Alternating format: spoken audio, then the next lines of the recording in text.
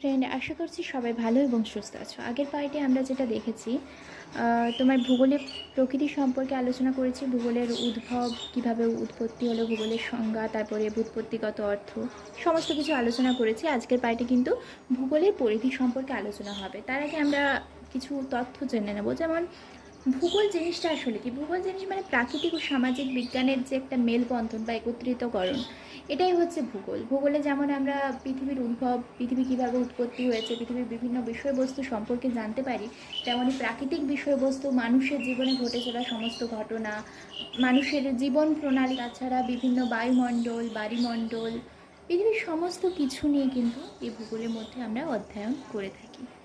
বিশেষত পৃথিবীর সম্পর্ক, তাছাড়া মানুষের জীবন প্রণালী আগে কেমন ছিল, এখন কেমন চেঞ্জ হচ্ছে, এই সম্বন্ধেও জানতে পারছি। এবার আমরা দেখে নেব মানুষ ও প্রকৃতির মধ্যে পারস্পরিক সম্পর্ক। এদের মধ্যে সম্পর্কটা কী? দেখো, ভূগোলের যেমন একটা বিষয় হচ্ছে পৃথিবী প্রকৃতি সম্পর্কে আলোচনা করা হয়, আরেকটা হচ্ছে মানুষ সম্পর্কে আলোচনা হয়। এবার প্রাচীন কাল থেকে ভূগোলবিদ যারা রয়েছে তাদের মধ্যে একটা দ্বন্দ্ব অলরেডি লেগেই আছে। তাদের মধ্যে দ্বন্দ্বটা কী নিয়ে? দ্বন্দ্বটা এটাই নিয়ে যে মানুষ এবং প্রকৃতির মধ্যে কে কাকে নিয়ন্ত্রণ করছে। মানুষ প্রকৃতিকে নিয়ন্ত্রণ করছে নাকি প্রকৃতি মানুষকে নিয়ন্ত্রণ করছে? তোমার কি মত জানাও অবশ্যই। কোনো কোনো ভৌগোলিক মনে করছে যে প্রকৃতি মানুষকে নিয়ন্ত্রণ করছে, আবার কোনো কোনো ভৌগোলিক মনে করছে মানুষ প্রকৃতিকে নিয়ন্ত্রণ করছে। তাই এটাকে নিয়ে একটা দ্বন্দ্ব লেগেই আছে। 5টা দৃষ্টিভঙ্গি রয়েছে। কি কি? জিওক্র্যাটিক, থিওক্র্যাটিক, ওক্র্যাটিক, বৈজ্ঞানিক সম্ভাবনাবাদ আর নব্য নিয়ন্ত্রণবাদ। এবার জিওক্র্যাটিক জিনিসটা কি? এখানে বলা হয়েছে নেচার প্রকৃতি মানুষকে নিয়ন্ত্রণ করছে, প্রকৃতি মানুষকে নিয়ন্ত্রণ করছে, এটা জিওক্র্যাটিকে বলা হয়েছে এই দৃষ্টিভঙ্গিতে। আর থিওক্র্যাটিকে কি বলা হয়েছে? গড, ভগবান, ভগবান কিন্তু আমাদের নিয়ন্ত্রণ করে চলেছে। অর্থাৎ এখানে যেটা বলা হয়েছে, মানুষ এবং প্রকৃতির মধ্যে যে একটা পারস্পরিক সম্পর্ক, এটা নির্ধারণ করে কিন্তু ভগবান। এবার ওক্র্যাটিকে কি বলা হয়েছে? ওক্র্যাটিকে বলা হয়েছে যে মানুষ প্রকৃতিকে নিয়ন্ত্রণ করছে। জিওক্র্যাটিকে বলা হয়েছিল প্রকৃতি মানুষকে নিয়ন্ত্রণ করছে, ওক্র্যাটিকে বলা হয়েছে মানুষ প্রকৃতিকে নিয়ন্ত্রণ করছে।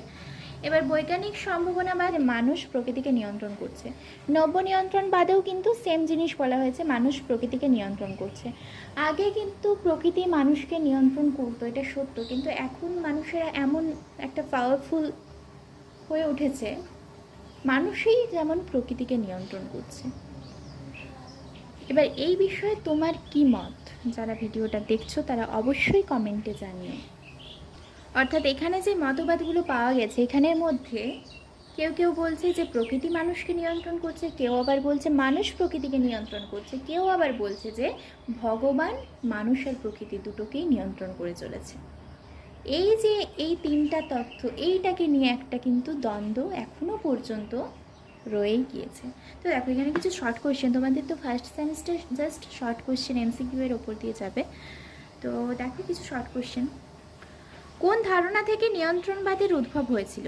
জিওক্র্যাটিক ধারণা। জিওক্র্যাটিক ধারণা থেকে নিয়ন্ত্রণবাদের কিন্তু উদ্ভব হয়। সম্ভাবনাবাদের ধারণা আসে কোন ধারণা থেকে? এটা ওক্র্যাটিক ধারণা থেকে। দৃশ্যের অধ্যয়ন। ভূদৃশ্য বলতে ভূপৃষ্ঠের যে বাহ্যিক যে অবস্থা, অবয়ব যেটাকে বলা হয়, সেটাই কিন্তু ভূদৃশ্য। অর্থাৎ যদি সহজে বলতে চাই, আমরা যেটা চোখে দেখতে পাচ্ছি, ভূপৃষ্ঠে যেটা রয়েছে পাহাড়, পর্বত, নদী, নালা, এই সমস্ত কিছু আমরা যেটা দেখছি, দর্শন করছি, এটাই হচ্ছে ভূদৃশ্য। তারপরে যেটা আছে অবস্থান নির্ণয়, জিপিএসের মাধ্যমে অবস্থান নির্ণয় করতে পারি, বাট এখানে সেটার কথা বলা হচ্ছে না। এখানে যেটা বলা হয়েছে সেটা হচ্ছে বিভিন্ন অক্ষরেখা, বিভিন্ন দ্রাঘিমা রেখার সাহায্যে যে অবস্থান নির্ণয় করা হয়, ওই অবস্থান নির্ণয়ের কথা কিন্তু বলা হয়েছে। আমরা বিভিন্ন দ্রাঘিমা রেখা, অক্ষরেখার সাহায্যে কিন্তু আমরা কোনো কিছুর অবস্থান নির্ণয় করতে পারি। ঠিক আছে, ফর এক্সাম্পল এটা কিন্তু খুবই ইম্পর্টেন্ট। যেমন কলকাতার নিরপেক্ষ অবস্থান 88 ডিগ্রি 24 মিনিট পূর্ব এবং 22 ডিগ্রি 34 মিনিট উত্তর। ওকে, এবার আঞ্চলিক পৃথকীকরণ এটা কি? এটা জিনিসটা হচ্ছে ভূপৃষ্ঠের বিভিন্ন স্থানের মধ্যে কিন্তু বিভিন্ন ধরনের বৈচিত্র্য রয়েছে, বিভিন্ন স্থান কিন্তু বিভিন্ন রকম হয়ে থাকে। ঠিক আছে, এদের মধ্যে কিছু যেমন সাদৃশ্যও রয়েছে, কিছু বৈসাদৃশ্য রয়েছে, কিছু মিলও রয়েছে, কিছু আবার অমিলও রয়েছে। এর ভিত্তিতে এদের যে একটা পার্থক্য, এই পার্থক্য তুলে ধরাকেই বলা হয় আঞ্চলিক পৃথকীকরণ। ক্লিয়ার? এবার দেখো, আমরা যে ভূগোল পড়ছি, ভূগোল পড়ার উদ্দেশ্য কি? কী কারণে আমরা ভূগোলটাকে পড়ব, এতটা গুরুত্ব দিয়ে পড়ছি, সেইটা আমরা জানতে পারব। ভূগোলের লক্ষ্যগুলো তাহলে কি? ফার্স্ট হচ্ছে অঞ্চলভিত্তিক জ্ঞান আহরণ, সেকেন্ড ভূপৃষ্ঠকে থার্ড যেটা পৃথিবীর সমীক্ষা, 4 নম্বরে যেটা কি, কোথায়, কেন, চরিত্র, পৃথিবীর চরিত্র, সমস্যা ও সমাধান, উন্নয়ন, এই সম্বন্ধে আমরা জানতে পারবো ভূগোল যদি আমরা পড়ি। ওকে, এবার যেটা অঞ্চলভিত্তিক জ্ঞান আহরণ, এটা অ্যাকচুয়ালি কি? ভূগোল পাঠে অন্যতম উদ্দেশ্য কিন্তু পৃথিবীর প্রাকৃতিক এবং মানবীয় বিষয়গুলি সম্পর্কে জ্ঞান আহরণ করা। এবার ভূপৃষ্ঠের কোনো অঞ্চলের প্রাকৃতিক ও আর্থসামাজিক যে পরিবেশের মধ্যে যে সকল পার্থক্য রয়েছে সেই সম্বন্ধে কিন্তু আমরা জ্ঞান আহরণ করতে পারি। এই অঞ্চলভিত্তিক জ্ঞান আহরণ বলতে এটাই বোঝানো হয়েছে, মানে ভূপৃষ্ঠকে জানা, মানে ভূপৃষ্ঠের ওপরে তোমরা যা কিছু দেখতে পাচ্ছ, নদী, নালা, পর্বত, কোথাও গিরিখাত, কোথাও বা মালভূমি অঞ্চল, এই যে আমরা যেটা দেখতে পাচ্ছি সেই সম্বন্ধে কিন্তু আমরা এই ভূগোলের মধ্যেই জানতে পারবো কোথায় কী আছে, কী কারণে সৃষ্টি হয়েছে, সেই সমস্ত কিছু কিন্তু ভূগোলের মধ্যেই আমরা জানতে পারি। এবার যেটা রয়েছে পৃথিবীর সমীক্ষা। পৃথিবীর সমীক্ষা বলতে বোঝানো হয়েছে এই মানব আবাসস্থল। এখানে একটা ইম্পর্টেন্ট কোশ্চেন হয়, আধুনিক ভূগোলের জনক কে? অ্যান্সার হামবোল্ট ও রিটার। হামবোল্ট ও রিটার। নেক্সট কি, কোথায়, কেন, এই যে তিনটে প্রশ্ন, এই তিনটা প্রশ্নের উত্তরই কিন্তু আমরা ভূগোলের মধ্যে পাবো। নেক্সট সেটা হচ্ছে চরিত্র। চরিত্রের সাহায্যে আমরা কী করতে, চরিত্র বলতে বোঝানো হয়েছে মানে ভূগোলের উদ্দেশ্যই এটা যে ভূপৃষ্ঠের বিভিন্ন বৈচিত্র্যময় চরিত্রকে সঠিকভাবে এবং যুক্তিসঙ্গতভাবে তুলে ধরা। যে সমস্যা ও সমাধান আমরা যদি পাঠ করি তাহলে ভৌগোলিক যে সমস্ত সমস্যাগুলো সেগুলো আমরা কিন্তু খুব সহজেই সমাধান করার একটা ক্ষমতা রাখি। এবার নেক্সট উন্নয়ন। বিভিন্ন ভৌগোলিক অঞ্চলে কিভাবে মানব জাতির উন্নয়ন সাধিত হবে তার যথাযথ বিশ্লেষণ করা এই শাস্ত্রের অন্যতম উদ্দেশ্য, মানে ভূগোল শাস্ত্রের অন্যতম উদ্দেশ্য। এবার যেটা আছে ক্লাসিফিকেশন অফ জিওগ্রাফি, ভূগোলের শ্রেণীবিভাগ। ভূগোলকে আমরা দুই ভাগে ভাগ করতে পারি, কি কি? প্রণালীবদ্ধ ভূগোল এবং আঞ্চলিক ভূগোল। প্রণালীবদ্ধ ভূগোলের মধ্যে রয়েছে প্রাকৃতিক ভূগোল, জীব ভূগোল আর মানবীয় ভূগোল। প্রাকৃতিক ভূগোলকে আবার কতগুলো ভাগে ভাগ করা যায়, ভূমিরূপবিদ্যা, জলবায়ুবিদ্যা, আবহবিদ্যা, ভূজলবিদ্যা, সমুদ্রবিদ্যা, মৃত্তিকা ভূগোল এবং গাণিতিক ও জ্যোতির্বিজ্ঞান বিষয়ক বিদ্যা। জীব ভূগোলকে আবার 4টি ভাগে ভাগ করা হয়, উদ্ভিদ, প্রাণী ভূগোল, উদ্ভিদ ভূগোল, প্রাণী ভূগোল, মানবীয় ভূগোল এবং পরিবেশ ভূগোল। মানবীয় ভূগোলের অসংখ্য বিভাগ রয়েছে, শ্রেণী বিভাগ। নেক্সট আঞ্চলিক ভূগোল। আঞ্চলিক ভূগোলকে কিন্তু 4টি ভাগে ভাগ করা হয়, মানচিত্রবিদ্যা, আঞ্চলিক পরিকল্পনা, রাশিমাত্রিক বিশ্লেষণ এবং ভূগোল গবেষণা। তাহলে প্রাকৃতিক ভূগোল কাকে বলবো? প্রাকৃতিক ভূগোল হচ্ছে ভূগোলের যে শাখায় আমরা প্রকৃতির বিভিন্ন বিষয়বস্তু সম্পর্কে আলোচনা করে থাকি, যেমন পাহাড়, পর্বত, মালভূমি, নদ নদী, মৃত্তিকা, উদ্ভিদ, প্রাণী, এই সমস্ত বিষয় আলোচনা করা হয়, সেটা হচ্ছে প্রাকৃতিক ভূগোল। নেক্সট জীব ভূগোল। জীব ভূগোল কি? ভূগোলের যে শাখায় আমরা প্রাণী, জীবজন্তু, অণুজীব এই সমস্ত কিছু নিয়ে আলোচনা করি সেটা হচ্ছে প্রাণী ভূগোল। নেক্সট মানবীয় ভূগোল কি? মানবীয় ভূগোল হচ্ছে যে ভূগোলের যে শাখায় মানুষের বিভিন্ন কার্যকর্ম, গুণাগুণ, ধর্ম, দৈহিক বৈশিষ্ট্য, তাছাড়া রাজনৈতিক সচেতনতা, সংস্কৃতি এবং আর্থসামাজিক অবস্থা, এই সমস্ত জিনিস নিয়ে আলোচনা করা হয়, সেটাই হচ্ছে মানবীয় ভূগোল। এবার প্রাকৃতিক ভূগোলের মধ্যে ভূমিরূপবিদ্যা। এখানে যেটা আলোচনা করা হয় পৃথিবীর অভ্যন্তরীণ গঠন, প্রাকৃতিক শক্তি, শিলাস্তরের অসঙ্গতি, ভূমিরূপের বিবর্তন, এই সমস্ত কিছু নিয়ে আলোচনা করা হয়। নেক্সট যেটা জলবায়ুবিদ্যা। বায়ুমণ্ডলে আবহাওয়া, বায়ুমণ্ডলে যে সমস্ত ঘটনাবলী সংঘটিত হয় সেটা কিন্তু জলবায়ুবিদ্যার মধ্যে আলোচ্য একটা বিষয়। নেক্সট আবহবিদ্যা। আবহবিদ্যা বলতে প্রাকৃতিক ভূগোলের যে শাখায় আবহাওয়ার বিভিন্ন উপাদানগুলির অবস্থা, স্থান এবং সময় বেঁধে বিজ্ঞানভিত্তিক পর্যালোচনা করা হয় সেটা হচ্ছে আবহবিদ্যা। ভূজলবিদ্যা। প্রাকৃতিক ভূগোলের যে শাখায় ভূপৃষ্ঠস্থ বা ভূগর্ভস্থ জলের উৎপত্তি, বন্টন এবং আবর্তন এই সমস্ত কিছু সম্বন্ধে আলোচনা করা হয় সেটা হচ্ছে ভূজলবিদ্যা। নেক্সট সমুদ্রবিদ্যা। প্রাকৃতিক ভূগোলে যে শাখায় সমুদ্র সংক্রান্ত যাবতীয় বিষয়গুলো আলোচনা করা হয় সেটা হচ্ছে সমুদ্রবিদ্যা। মৃত্তিকা ভূগোল। প্রাকৃতিক ভূগোলে যে শাখায় মৃত্তিকার উৎপত্তি, বৈশিষ্ট্য, মাটির ভৌত এবং রাসায়নিক গুণাবলী, বন্টন প্রভৃতি নিয়ে আলোচনা করা হয় সেটাই মৃত্তিকা ভূগোল বা সয়েল জিওগ্রাফি। নেক্সট যেটা আছে গাণিতিক ও জ্যোতির্বিজ্ঞান বিষয়ক বিদ্যা। ভূগোলের যে শাখায় মহাজাগতিক বিষয়গুলির উৎপত্তি, আকার, আয়তন প্রভৃতি নিয়ে আলোচনা করা হয় তাদের বলা হয় গাণিতিক ও জ্যোতির্বিজ্ঞান বিষয়ক বিদ্যা। এবার যেটা জীবভূগোল, উদ্ভিদ ভূগোল বলতে জীবভূগোলে যে শাখায় উদ্ভিদমণ্ডল, তৃণভূমির বন্টন এই সমস্ত কিছু নিয়ে আলোচনা করা হয়েছে তাকে উদ্ভিদ ভূগোল বলা হয়। এর জনক কিন্তু আলেকজান্ডার ভন হাম্বোল্ট। নেক্সট, প্রাণী ভূগোল। ভূগোলে যে শাখায় অনুবীক্ষণিক জীবসহ বিভিন্ন প্রাণীর বন্টন, প্রকৃতি, পরিবেশের সাথে সম্পর্ক, এই অর্থনৈতিক গুরুত্ব এগুলো আলোচনা করা হয় সেটাই হচ্ছে প্রাণী ভূগোল। নেক্সট, মানবীয় ভূগোল বলতে ভূগোলের যে শাখায় মানুষের প্রকৃতি, সম্পদ, প্রাকৃতিক ঘটনাসমূহের উপর মানুষের বিভিন্ন আচরণ, মানুষের দ্বারা প্রকৃতির বিবর্তন বিশ্লেষণ বিষয়ে আলোচনা করা হয় সেটা হচ্ছে মানবীয় ভূগোল। এবার পরিবেশ ভূগোল, যেটা পরিবেশ ভূগোল বলতে বোঝানো হয়েছে ভূগোল জীব ভূগোলে যে শাখায় পরিবেশ সংক্রান্ত সমস্ত বিষয় নিয়ে আলোচনা করা হয় তাকে পরিবেশ ভূগোল বলা হয়ে থাকে। মানবীয় ভূগোলের বিভিন্ন শাখা রয়েছে: জনসংখ্যা ভূগোল, জনবসতি ভূগোল, সামাজিক ভূগোল, সাংস্কৃতিক ভূগোল, ঐতিহাসিক ভূগোল, রাজনৈতিক ভূগোল, অর্থনৈতিক ভূগোল, চিকিৎসা ভূগোল, রাশিমাত্রিক ভূগোল। জনসংখ্যা ভূগোল কি? মানবীয় ভূগোলে যে শাখায় জনসংখ্যা বিষয়ক বিভিন্ন উপাদান নিয়ে আলোচনা করা হয় সেটা জনসংখ্যা ভূগোল।